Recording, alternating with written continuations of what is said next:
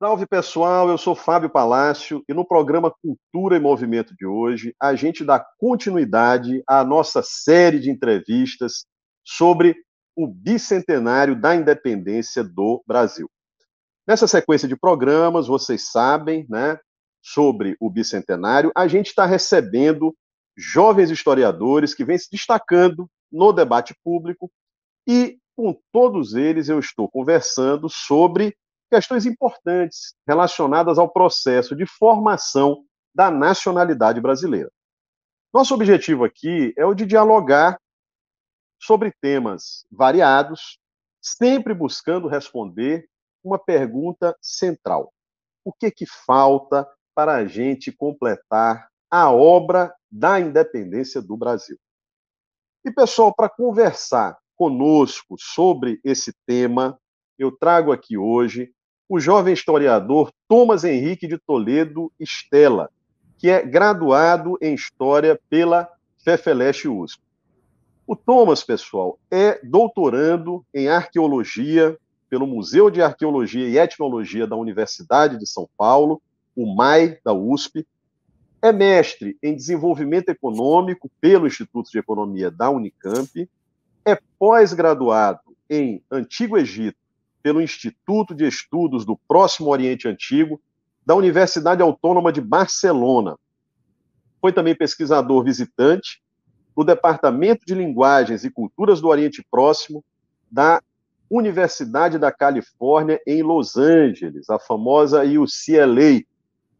Pesquisa a economia do Antigo Egito Imperial, na geopolítica do colapso da Idade do Bronze. E o Thomas, pessoal, vem se destacando, né, a gente vê pelo currículo dele, e vem se destacando nesse terreno da egiptologia, mas ele também tem uma visão apurada sobre a história brasileira. O Thomas publicou recentemente na revista Princípios, editada por este que vos fala, um texto instigante, que é intitulado As Rupturas Incompletas no Processo Civilizatório Brasileiro, Personagens, Instituições e o Papel da Maçonaria na História do País. E é exatamente sobre esse tema, bastante relacionado ao bicentenário da independência, a formação da nacionalidade, é sobre esse tema que a gente vai conversar aqui no programa de hoje, né? Buscando abordar essa questão das rupturas incompletas na história brasileira. Então, eu começo aqui dando as boas-vindas, Thomas de Toledo. Seja bem-vindo aqui ao nosso programa. Saudações, pessoal, assistente, pessoal que assiste aqui a TV Grabois, os telespectadores. Vamos bater um papo bem legal hoje. Valeu, Thomas. Olha, eu vou chamar aqui a vinheta do nosso programa e já a gente retorna em definitivo aqui com o nosso bate-papo.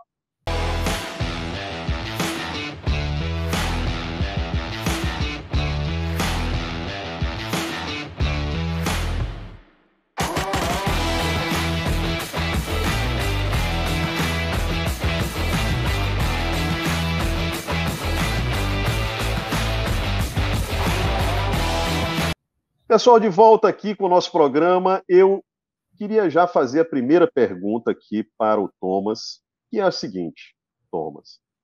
Até a década de 1780, todos os países latino-americanos eram colônia de países europeus. 50 anos depois, já em 1830, todos esses países, ou praticamente todos eles, eram já nações independentes. Eu queria te perguntar, o que esse processo independentista de larga escala representou naquele momento histórico? Bom, esse é um momento de uma grande transição na história da humanidade que a gente precisa sempre refletir no seu profundo significado histórico. Eu quero citar aqui dois autores para vocês que são fundamentais a gente recuperar. Um deles, Eric Hobsbawm, quando ele conceitualiza a ideia de a Era das Revoluções, apesar de ele cometer um equívoco nesse livro com relação à cronologia, porque ele começa em 1789 com a Revolução Francesa, porque ele tem uma visão mais eurocêntrica. Mas quando a gente considera a América no processo, a gente pode jogar esse processo para 1776, com a independência dos Estados Unidos, ou se a gente considerar os fatores de ordem econômica, podemos jogar ali por volta de 1750, que tem origem a chamada Revolução Industrial. O Hobsbawm mesmo, ele diz que é uma dupla revolução, a Revolução Industrial e a Revolução Francesa. Uma que altera profundamente os aspectos econômicos da sociedade, com o impulsionamento do capitalismo agora industrial e não mais mercantil. E a questão política dos ideais iluministas da Revolução Francesa, que prevaleceram sobre as ideias absolutistas. Vale lembrar também que é o surgimento da economia política. 1776 é o ano que Adam Smith publica o seu livro, que nós conhecemos, A Riqueza das Nações. E os ideais de Rousseau, Voltaire, Diderot, Montesquieu, todos aqueles ideais ganharam forma no regime político, especialmente nas guerras napoleônicas. E as guerras napoleônicas elas vão ter um importante reflexo no processo de independência da América Latina. Por quê? Uma vez construído um novo modelo de independência, que foram os Estados Unidos, a partir de uma república, esses ideais chegaram para os outros países, né, que eram então colônias da América Espanhola e da América Portuguesa, e cada um deles fez a sua revolução. Vale também a gente destacar o Haiti, que foi a primeira república negra liderada por Toussaint Louverture.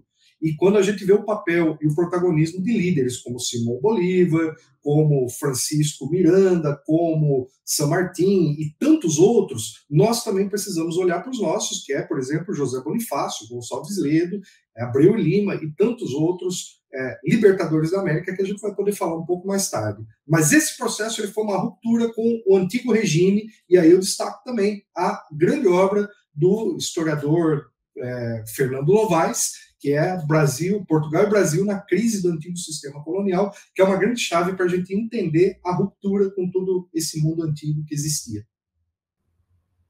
Bom, mas no século XIX, os ideais revolucionários eram iluministas e republicanos. Um dos primeiros movimentos a esposar esses ideais aqui no Brasil foi exatamente a Inconfidência Mineira. Muitos relativizam o papel desse movimento na conquista da independência. Alguns chegam até a dizer que o fim da escravidão não fazia parte do programa dos Inconfidentes e que, por isso, este não seria um movimento realmente consequente, radical. Como é que você vê o papel desse movimento da Inconfidência Mineira? Olha, primeiro que eu já acho que erramos quando chamamos esse movimento de Inconfidência Mineira. Porque o que significa quando procuramos a palavra inconfidência no dicionário? Significa inconfidentes, aqueles que não guardam segredos, aqueles que não respeitam a confidência. E isso seria dar valor exatamente a quem entregou, é passar o protagonismo a Silvério dos Reis, esse foi um inconfidente. Agora, aqueles que mantiveram os ideais acesos lutaram até o final pelo processo de independência. Então, a independência, ela era uma frente ampla em Inconfidência Mineira, que ela propunha a independência com relação à metrópole, e havia, nesse setor, alguns que eram monarquistas, alguns que eram republicanos, outros que eram abolicionistas. Então, nós temos uma confederação de ideias que tinha por objetivo fazer algo maior. Era uma frente ampla. É como hoje que nós entendemos que o maior inimigo do Brasil é o fascismo. E por isso precisamos de uma frente ampla para derrotar esse inimigo principal. E naquela época se entendia que o processo político mais importante era romper os laços de independência com Portugal. E aí, nesse sentido, que eu prefiro chamar da Conjura Mineira, então aqueles que se envolveram na Conjura Mineira foram, sem dúvidas, importantíssimos nesse processo. Inclusive porque, naquele momento, eles já inspiravam os ideais que futuramente seriam fundamentais para a gente construir o Brasil enquanto nação independente. Você falou ainda agora de um personagem importante e também controverso na história da independência, que é o patriarca José Bonifácio de Andrade e Silva. Como é que você avalia a contribuição de José Bonifácio para o processo da independência? Olha, José Bonifácio, ele é realmente, se a gente pode dizer que o Brasil tem um grande herói que transcende todos os outros, sem dúvida essa figura é José Bonifácio. Porque José Bonifácio, primeiro que ele era um intelectual de peso, ele era um mineralogista, ele, inclusive, teve uma série de descobertas científicas, ele teve uma carreira brilhante em Coimbra, na Europa, teve trabalhos reconhecidos, e no processo da independência, ele teve uma série de divergências com outro personagem que eu considero de igual importância, que é Joaquim Gonçalves Ledo. O Bonifácio, ele tinha uma visão de longo prazo. Ele tinha uma perspectiva de que era necessário com que primeiro a gente garantisse o processo da independência do Brasil para depois a gente poder entrar na agenda abolicionista.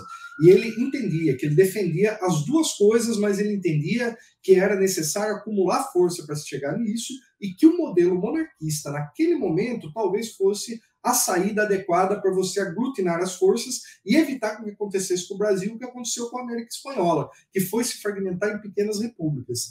José Bonifácio, ele tem esse título de patriarca da independência, não é à toa. Ele foi o primeiro ministro dos negócios estrangeiros, o primeiro chanceler do Brasil, que negociou todo o processo que garantiu o reconhecimento internacional do Brasil.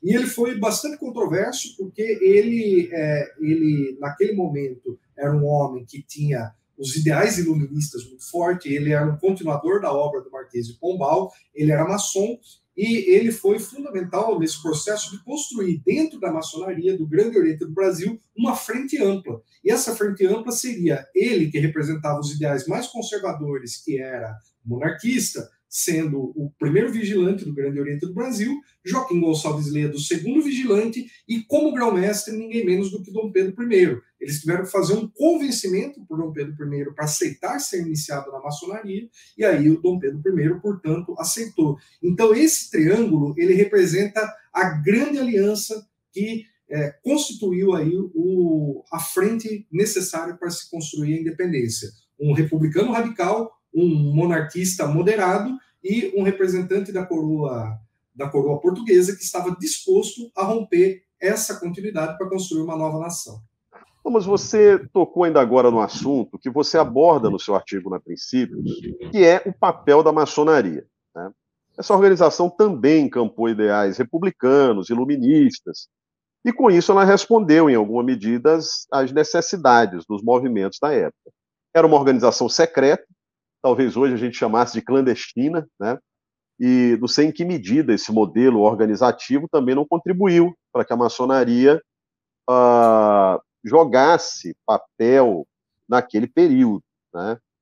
Agora, o mais importante aqui para nós, que eu queria que você respondesse, é sobre as mudanças ideológicas dessa organização. Você próprio nota que a maçonaria hoje ela é tida como uma organização reacionária, mas você também aponta no seu artigo, na Princípios, para o fato de que essa organização fez um giro de 180 graus. Quer dizer, ela era revolucionária nos séculos XVIII e XIX, se manteve progressista no início do século XX, inclusive, pouca gente sabe que o jornal do Partido Comunista, a Classe Operária, era rodado nas gráficas da maçonaria, né?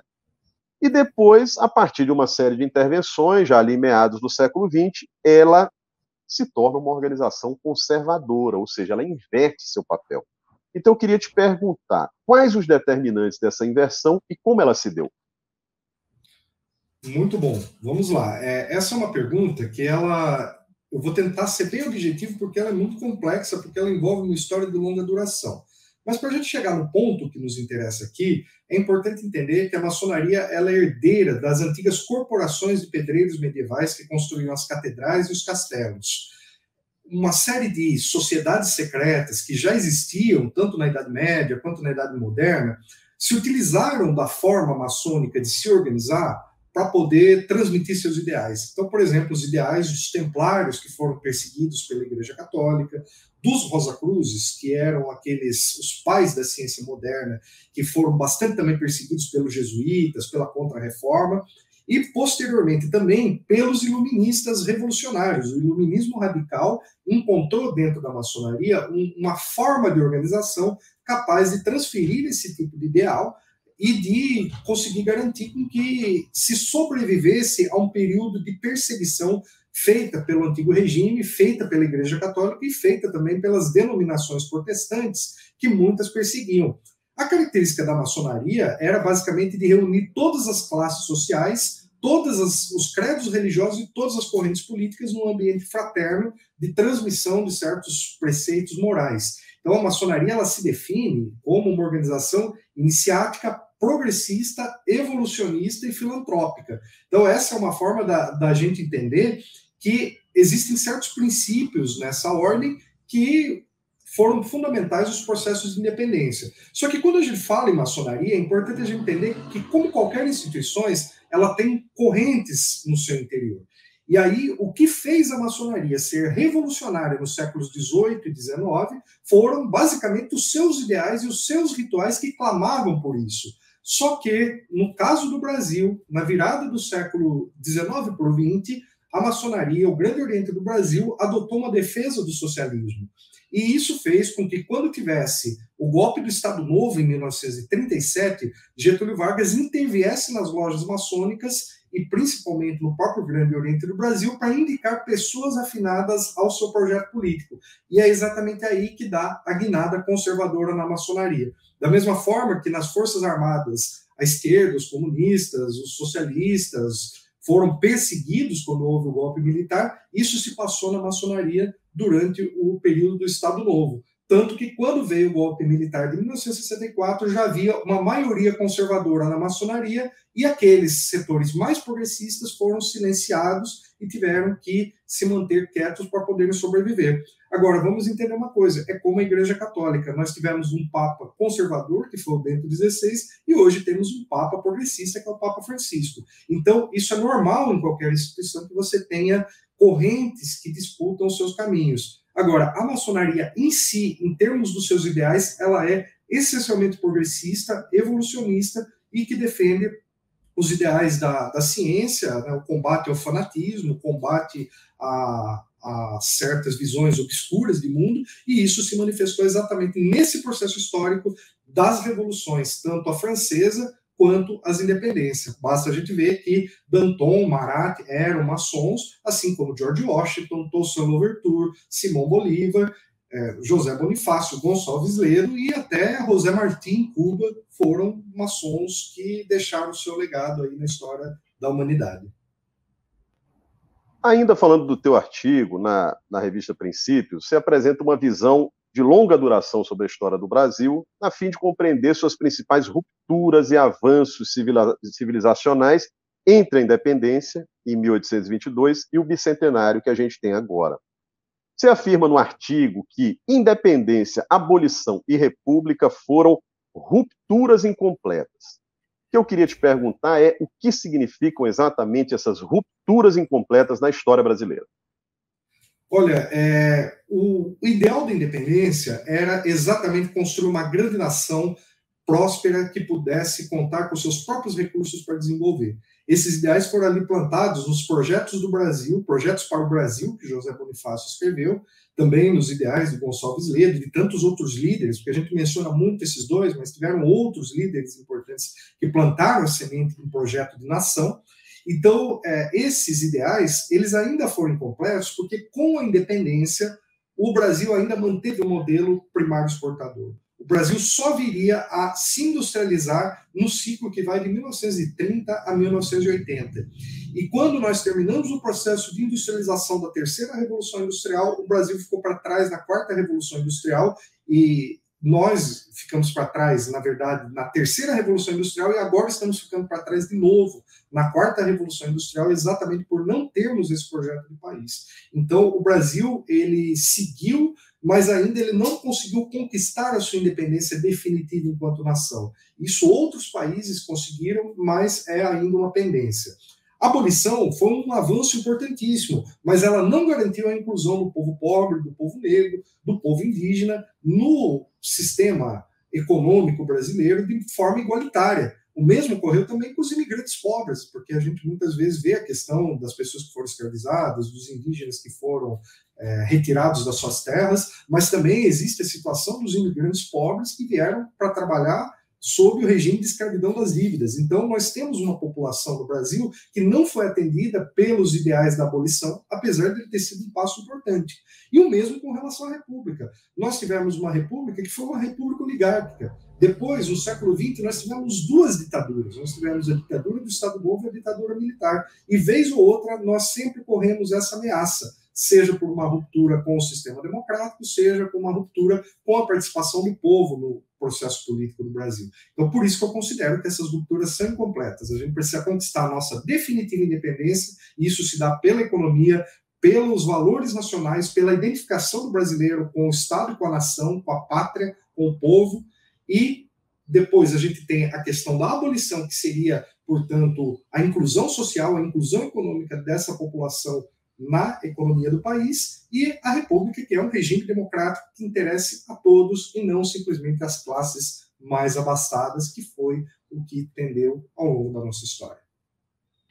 Bom, mas a história brasileira tem sido avaliada muitas vezes a partir de visões, digamos assim, unilaterais. De um lado, uma visão ufanista, que se reduz à mera glorificação do passado e que, a meu ver, pode conduzir ao conformismo. Agora, de outro lado, você tem uma visão talvez excessivamente negativista sobre a história do país e que acaba reduzindo a história do país aos aspectos negativos, né? Como se tudo não passasse de uma história de saque, de estupro, de escravização. E essa visão muitas vezes acaba desatenta às importantes conquistas que nós tivemos também na história do país, ainda que elas tenham sido, como você mesmo destaca, conquistas incompletas. Queria te perguntar, como é que você vê essas duas visões extremas sobre a história do Brasil?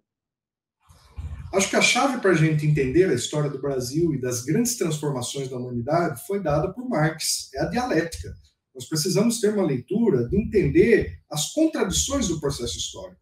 Por exemplo, quem tem uma leitura maniqueísta sobre o Marx acha que ele demoniza o capitalismo, mas ele começa elogiando a burguesia por ter feito grandes feitos históricos até superior às pirâmides na leitura do Marx. Então, a dialética é a chave para a gente entender a história.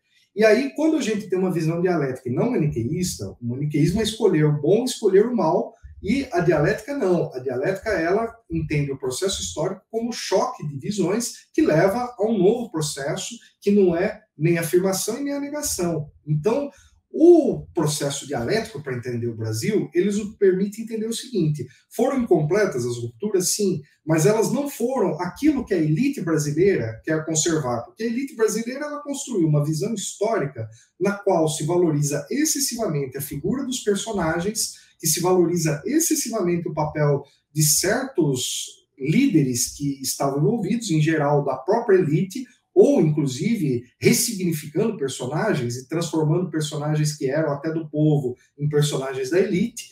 O caso clássico dos bandeirantes, que eram pessoas rudes, pessoas simples, e que a elite paulista transformou eles em empreendedores, colocando bota, fazendo todo um indumentário que não existia naquelas pessoas que sequer falavam português, eles falavam a língua geral dos indígenas.